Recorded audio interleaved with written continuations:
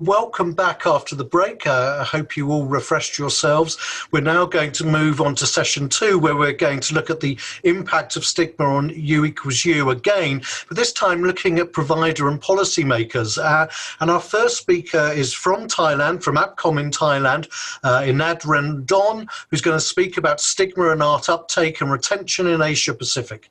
Quiñones identifies himself as a gay man openly living with HIV, and he oversees and provides strategic direction to APCOM's portfolio within the program's unit, looking at many areas, including research, demand generation, behavioural change, capacity building, and technical assistance, amongst others. Quiñones, it's a great pleasure to have you here today. I'm going to tell you a story. I am from the Philippines, a self-identified gay man, and don't tell this to anyone, but I'm a person living with HIV. With undetectable viral load. I learned about my HIV status last 2009, and I started taking my ARV last 2011. Take a guess who were there with me when I found out my status. My mom and my dad. My parents were there when I received the news. My dad was there when I took my first ARV, the tenofovir, lamivudine, and nevirapine. I was also in law school back then, and back then, 2009, I cannot say that there was not really a lot of HIV information. When I told my friends in law school, I cannot say that there was no judgment. There was little judgment, but they did open their minds and they did their own research about HIV. Up until now, we are still very close friends. I moved here to Bangkok in 2013 to start my work with APCOM. And since then, there is this infectious disease specialist that I always consult with. She's very motherly, and I love speaking with her that I am one of her clients who spend most time in her clinic than anyone else. So I visited her clinic last week, and when I entered her clinic, she displayed this very serious face, and she threw me a question right before I took my seat. She asked me, "So when are you bringing U equals U in Asia?" And I was like, aren't you supposed to ask how am I first? And then she was like, "You're okay, but I know some other people are not okay. So when are you bringing U equals U in Asia?" And this is the kind of doctor who go to AIDS conferences, and she's also the kind of doctor who I sit in sessions during those conferences. So I say that I am privileged. So when people ask me, what is my secret for being always adherent with my treatment and for always being accessing ART all the time? And I say that the secret does not lie with me. The secret lies with the environment that surrounds me. I have a very supportive parents, although they have a lot of questions and confusion during the time that they find out that I'm HIV positive, but they took the time and effort to learn more about HIV. I have very open-minded friends, and I have a doctor whom I can tell everything, almost everything, and does not put judgment on me. And now I guess that is very important for people living with HIV who has experienced denial, grief, or unacceptance of oneself. And those are the very important factors when accessing ART and making sure that that person is adherent. Antiretroviral therapy saves people living with HIV's lives. It is very effective to suppress the virus. And when the HIV virus is suppressed, we can avoid a lot of opportunistic infections that can cause more problems to a person's health. The WHO recommends ART for all people living with HIV as soon as possible. It doesn't need to have a particular number of CD4, but we are pushing for early treatment because early treatment will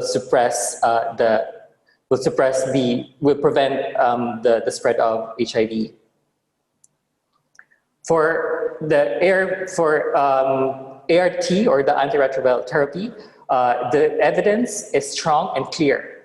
The data shows that the effectiveness for ART with viral suppression is estimated to be 100% for preventing sexual transmission of HIV to people living with HIV sexual partners, and that is from the US Center for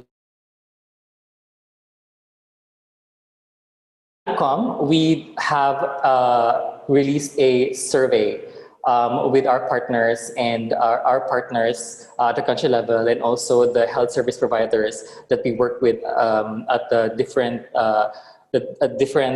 levels at the country. For the community, we ask whether they are aware of antiretroviral therapy, and the answer that they gave us is that yes, they are aware of the ART, and most of them are taking it.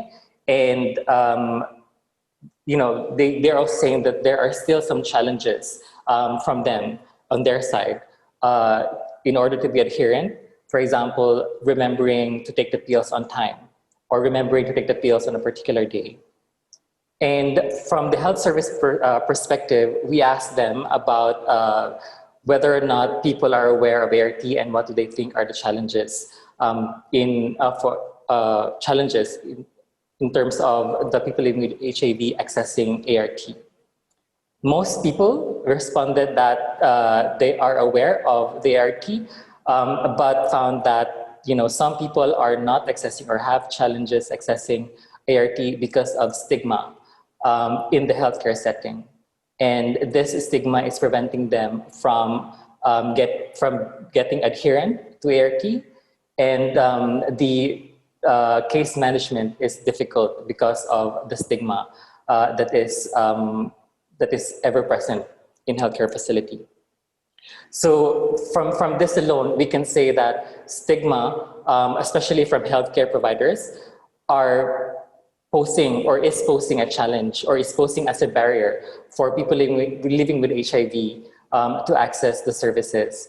From my experience in the Philippines, from the time where there is less knowledge on HIV, the stigma has actually prompted me to move to Bangkok so that I can access I can access ART more freely without fear of these people knowing who I am. And the learning that I have is that the environment, which is very supportive, non-stigmatizing, and non-judgmental, can actually help a person living with HIV to access services more freely, to be adherent, because they have an environment that supports who they are, and they have like, especially if they have a doctor or a medical professional who they go to, this person will actually manifest or display that their lives are more important than the judgment towards their person. So if we are going to end or achieve epidemic control in HIV, first we must address the stigma and the discrimination that is still apparent in our community, to make sure that the people living with HIV are accessing the treatment regularly. That's all from me, and thank you very much.